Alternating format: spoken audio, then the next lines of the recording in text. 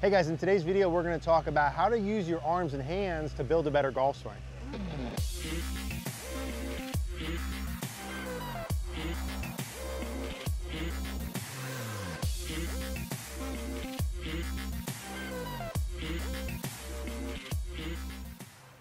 Hey guys, real quick before we dive into the video, I want to let you know that our Senior Golfer Masterclass is launching next Monday, May 20th. We put together a masterclass on everything for senior golfers specifically. We go through the setup position, backswing, downswing, full game training, practice routines, etc., all for senior golfers. So if you're a senior golfer or know a senior golfer, look out next Monday. We're going to be launching our Senior Golfer Masterclass. Hope you guys enjoy this video. All right, guys, let's talk about using your arms and hands to build a better golf swing. Something that I'm passionate about, that I want to talk to you guys today about, that's going to really help your golf game. But before we dive into that, two quick things here out at the Bethlehem Golf Club, where we're hosting our two-day golf school. So we just launched released our dates for our two-day golf schools throughout the year. Immersion events here at the Bethlehem Golf Course, our home club. Would love to have you guys here for 2 days. It truly is the best way we know how to really take your golf game to the next level. Lots of time on course, a lot of practice time together with you and I to go through everything. Would love to see you here. We'll put a link in the description with details down below. Of course, if you can't make the golf school, we can still help you through cogornogolf.com, which is why we built that out. Tons of different courses, quick fix sections, practice sections, really guided learning to help you from step one through your swing progress. And we also have our Facebook group, right? So you can post your swing up, join our team, join our community of golfers, all trying to get better together. We'd love to see you at cogornogolf.com. We'll also post a link in the description down below. What I want to talk to you today about on this video is how to use your arms and hands to play better golf. And I'm going to kind of get right to the point with it. When you look at good golfers during their downswing, if we were to kind of have a golfer and we remove their body, and all you were able to see was how they used their arms and hands, but we really took the influence of the body away, what you would see that golfer look like, more or less, if I kind of just had their left arm only, no body influence, and we just watch them swing, it would look something like this. What do? Good golfers during the downswing have what? They have a lot of arm rotation. Specifically, they have a lot of lead arm or left arm supination. Supination just meaning if I stood up here like this, I'm putting my palm up towards the sky. So palm away to palm up towards the sky would be supination or arm rotation. And the best players have the most or the highest amount of arm supination. Now, what you have to understand about your wrist conditions and your arms are that supination of your arm goes right along with wrist flexion. So a lot of you guys at impact like to have this condition, or we all talk about, hey, you want to have your shaft leaning forward, right, for solid contact. Well, in order to do that, we want to have our left wrist pretty flat or slightly bowed. Well, the way your left arm works, there's sort of three motions that go together. Supination or palm up, lead wrist flexion or bow back like this, and ulnar deviation or unhinge. They all work together. It's just our anatomy. It's how our arm works. So the more I want to have my left wrist bowed, the more I want to be adding supination during the bottom. That's what good golfers do. So if we removed our body, what I want you to do first is learn how to do that. And the goal of this is to hit shots to the left on purpose. Probably draws to the left, like pull draws, and low on purpose. And what I want you to do is take your left arm and add arm rotation. It's funny, you know, in the golf industry, about a decade ago when I first started learning a lot, people would kind of poo-poo the idea of arm rotation or swinging out to the right and adding arm rotation. And we kind of go a decade later and I'm teaching that a lot because it's what good players do. You are absolutely supposed to add arm rotation during the downswing. And if you don't hit the ball solid and you hit the ball to the right, then you better add a lot of arm rotation in the downswing. And that's not incorrect.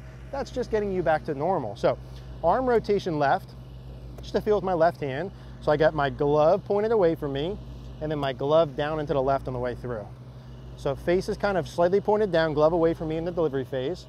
And when it gets parallel to the ground on the way through, the face is tilted down, glove pointed down. Again, I'm eliminating my body. If I did this same thing and added body rotation, it would look normal, okay? That's the point. If I added a lot of arm rotation and it looked like this tilted down, and I did that and turned my body with the same feel, it's just square, okay? So we're taking the body away. So we're gonna put both hands on, and I'm gonna try and hit them left on purpose. I'm really feeling my logo, my glove go down and left. My left wrist is maintaining flexion. It's not going into extension. And I want to not really have a lot of body rotation, and I'm just going to kind of hit them low left and feel the arm rotation. So good, that's just a little bit of pull hook there. Same sort of thing. I might do 3 or 4 of these in the beginning. So just arm rotation, and I'm feeling that with the glove here. And good, so that's with a 9-iron, probably an 80 to 90 yard little pull hook to the left, which it should be. 1 or 2 rehearsals, just feeling this. Left wrist stays in flexion. Notice when I come through again, my left wrist is still in flexion here as I add that supination. So left wrist flexion, a little bit of arm rotation. Okay, good. And those are left, left, left, left, left. That's goal number 1. If you're struggling hitting a ball to the right or getting solid contact or anything like that, this would be step number 1. Hit the ball to the left on purpose through a lot of arm rotation and wrist flexion. That will be step 1. I'm going to show you what step 2 is here in a minute. Okay, step 2 of this process, once you have the arm rotation to the point where the ball is going to the left, now we know the club face is square. Now our next step would be adding solid contact and tightening that dispersion pattern. How we do that then is through body rotation. So if I do the same thing, kind of chest and belt buckle stay here, just arm rotation, letting my left arm fold, right? Notice I'm not doing this, keeping my left arm really straight forever. I'm letting my left arm fold a little bit as it comes through. A lot of arm rotation. Now if I do that same thing and just start to add a little belt buckle and chest turn, now all of a sudden what's going to happen is that ball is going to go from being to the left to being very straight. So I'm feeling the same thing, but now with body rotation it's going to look a lot more normal. A lot of arm supination, chest and belt buckle to the target. And now I hit that about maybe a 5-yard draw. It's probably 10 feet left of my target, so much closer to straight. Same thing, arm rotation, add body. And then I'll demonstrate that same thing. A lot of arm rotation, add the body. Okay, now that is very well struck and perfectly straight. In fact, I even hit a little bit of a cut there. It's a cut with arm rotation. Same thing, arm rotation, recenter, arm rotation with body. Very straight. Now again, notice as I'm doing that, I'm feeling the arm rotation without my body in my rehearsals. Arm is bent, club's kind of straight down the line, back of the hand towards the target. I'm not in massive extension, okay? See how as I do that, if I go from here and I extend my wrist or cup it, what happens? I just lost some of that arm rotation, did I not? That's kind of the proof is in the pudding there. Here's me with a cup left wrist, face is only slightly tilted down. Here's me with a bowed left wrist, face way tilted down. So I added that in with my arm rotation. Arm rotation with body rotation. Same sort of thing. And that's dead straight again. I feel like I could do that all day. Arm rotation, chest towards the target. That's how you learn to use your arms and hands first to play good golf. Then you add body rotation second. That's a key sort of phase there. You have to learn arm rotation first, just like a 10-4 drill draw station, and then you add body rotation. That should be straight. Now, some of you are going to do this, but you're still going to have a downswing path that's too far over the top. And so when I have you do this first, you're going to hit it good, but it'll be left. And then I'm going to say add body rotation, and it's still going to be left, but it'll be solid. I'm going to show you a little fix for that if that's who you are with the downswing path to the left, so we can straighten that out. Okay, so the last part of this now is for those of you who said, hey, okay, I did the arm rotation, I got the face square to the path, I got the ball going left there, good. The two things I wanted to learn with my arms and hands, right, are lead arm supination and left wrist flexion, and they go together. Okay, I got that down. Now I started adding some body rotation, but I'm really hitting pull draws. They're really going to the left. Well, your issue is swing direction. And if you watched our draw station 10-4, how to hit a draw, or the best golf drill I've ever seen, we talked about the need for swing direction being inside out or to the right, right? Now what you need to do if you're this over the top player is you still need to add the arm rotation, the wrist flexion. But what you need to do is back off the body rotation for a second and learn how to add in swing direction to the right. How do you do that? Same thing as our other videos. I have two things set up here. I've got a bucket with a stick. I've got a club on the ground. Now, if I took my normal setup, and this was 12 o'clock straight forward, I have 11 o'clock and I have 10 o'clock. So I have the stick on the ground about at 10 o'clock. And that's kind of a guide for me as to where my club is supposed to go in the follow through. And then I have a stick here kind of as a little hedging my bet, right? So I put the stick through a bucket where if I took my normal setup, right, always our follow through stick, you put the club on the toe line, and I have the stick just underneath that club line there. And both of these are designed to learn how to get the club moving to the right. Now, if you're the over-the-top guy, what you do is you keep those arm and hand feels from the beginning.